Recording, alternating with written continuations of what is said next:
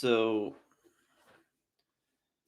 one of the things that I didn't realize before I became a poll worker was that you actually have to be registered as either a Democrat or a Republican.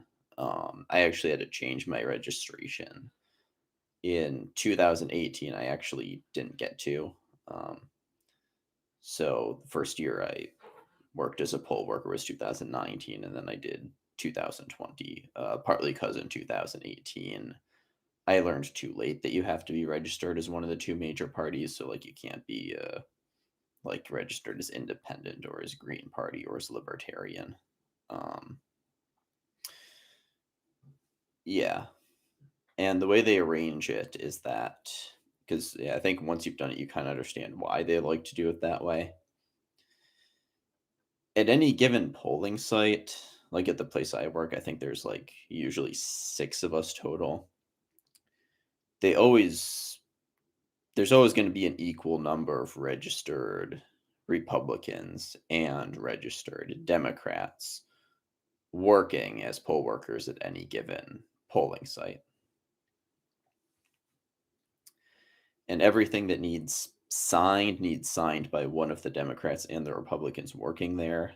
Um, and it gets even stricter in that, actually. I think they're it's to the point where if you're checking people in at one table and then giving them their ballots at another table, they want like a one person from each party to be sitting at each table. And if you're taking your break because you want to like just walk down to the gas station, grab a coffee during your 15-minute break, they always try to make sure that multiple people from the same party don't take their break at the same time. So when we talk about elections boards and polling sites being bipartisan. We mean that in the strictest possible sense. Like all of this stuff is codified, everybody follows it. It's it's pretty strict and they take great trouble to make sure it's done that way. Um so just keep in mind when we talk about bipartisan elections boards and bipartisan poll worker committees, that's what we're talking about. But I think the other thing that people often don't realize, and there's no way you would know this if you haven't like done this yourself, but sometime before the election every year, you have to go in for a training session, and no matter how many times you've done it. And it's a slightly different session if it's your first time or if you've done it once before, but they always give you a massive packet, and the packet tells you everything. It's like how the room is supposed to be set up, what is supposed to be where, what to put where, when, what goes where, what to put in the red bag, what to put in the blue bag, what to put in the green bag, where the suitcases should be located during the day. Very, very fine grained. Um, and this is what gets me, if there's people who really think that video that all the election fraud truthers were saying proved fraud at that Georgia polling site.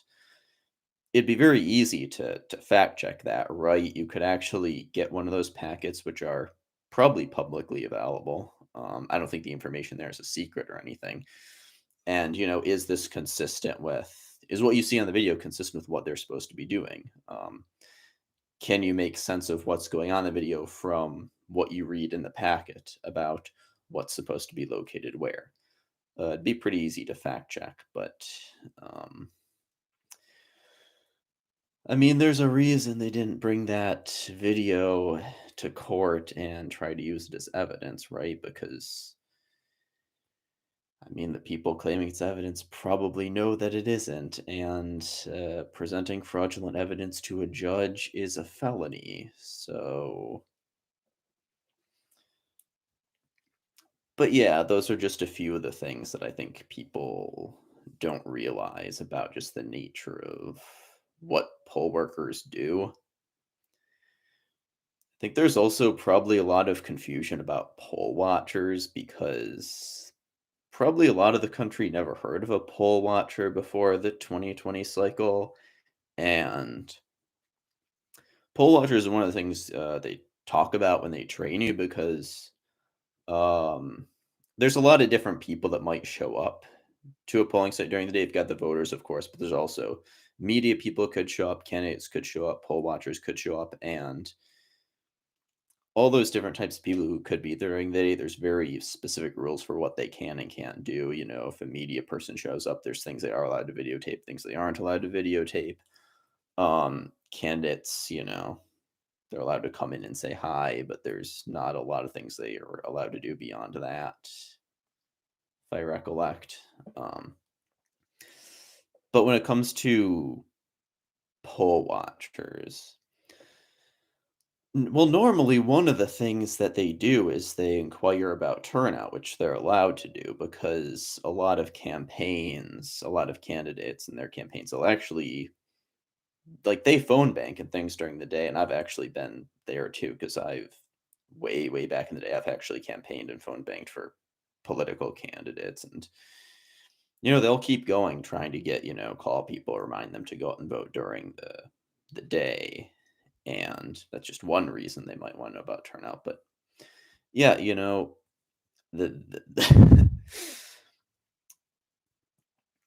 poll watchers, they can come in, identify themselves, and ask questions, and both parties have them. But yeah, that's one of their main functions. Like, I think a lot of people seem to have this misconception that like poll watchers are the only way like the process was fair because they're the only ones that can like make sure like the poll workers aren't cheating. But it's like poll workers make sure the poll workers aren't cheating because it's like there's an equal number of them from both parties at both polling sites. And this is kind of going back to my earlier point, but after you go to a training session and you take the test and you pass the test, they assign you to a polling site. And I think they usually try to get you close to where you vote. I think they try to get you close to your residence, but it's going to be based on what they need, where they still need people. So it's not like you could just grab, six friends and say, okay, half of you registers Democrat, half of you register Republican. It'll be like, okay, can we run this site? Okay, good. It's like that. It's not really possible.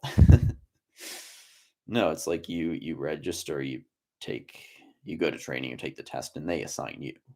Um, and you might not know the other people that you're working with, and that might be the only day of the year you actually see them is um, on election day.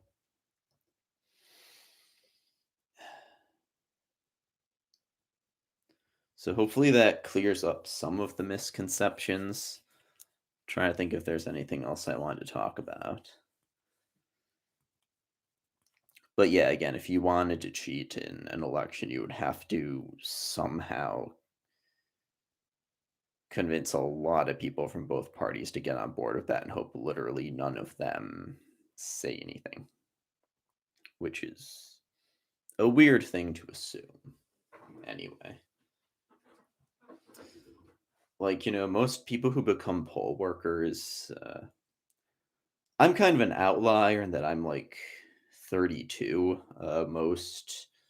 Most poll workers tend to be fairly old. I think both times I've gone to a training session, everybody there looked to be probably about like at least 20 years older than I am because it's people with flexible job hours, and it's a lot of the time it's retirees because you can only do it if you can be there the whole day on election day. It's not something you can do for like part of the day. They're only interested in to be a poll worker, you have to be there like from I think 5 a.m. to whenever you're done cleaning up at the end. I think around here they close at like 10, but then, you know, you have to like clean everything up and shut everything down. So yeah,